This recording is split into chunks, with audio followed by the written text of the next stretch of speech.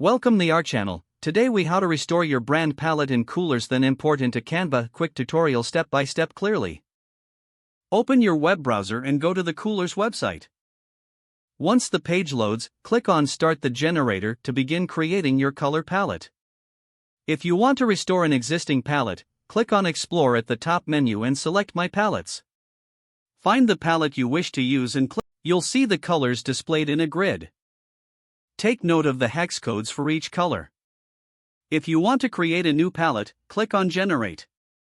Use the spacebar to discover new color combinations that inspire you. Adjust colors manually by clicking on each color block and entering your preferred hex code. Once you are satisfied with your palette, click on the Export button.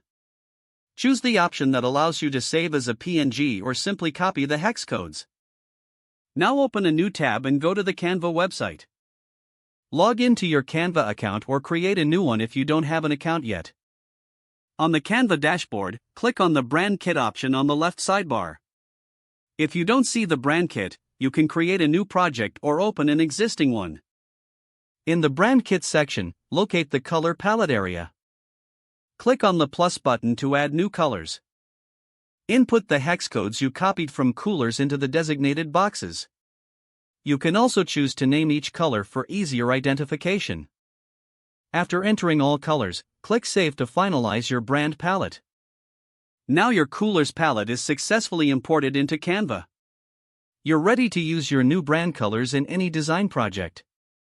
Your brand identity is now revitalized with your personalized palette for all future designs. If the page does not load, refresh the browser or try again in a private or incognito window. Make sure you are using the correct email address, then retype it carefully to avoid small typos. If your password is not accepted, use the reset option and create a new strong password you can remember. Check your spam folder for verification or security emails, then complete any requested confirmation steps. Enable two-factor authentication if available to improve account security and reduce unauthorized access risk. After signing in, review your profile details so your contact information and settings are accurate and current.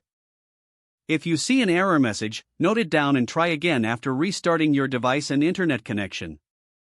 Don't forget to like this video and subscribe to our channel for more step-by-step tech guides.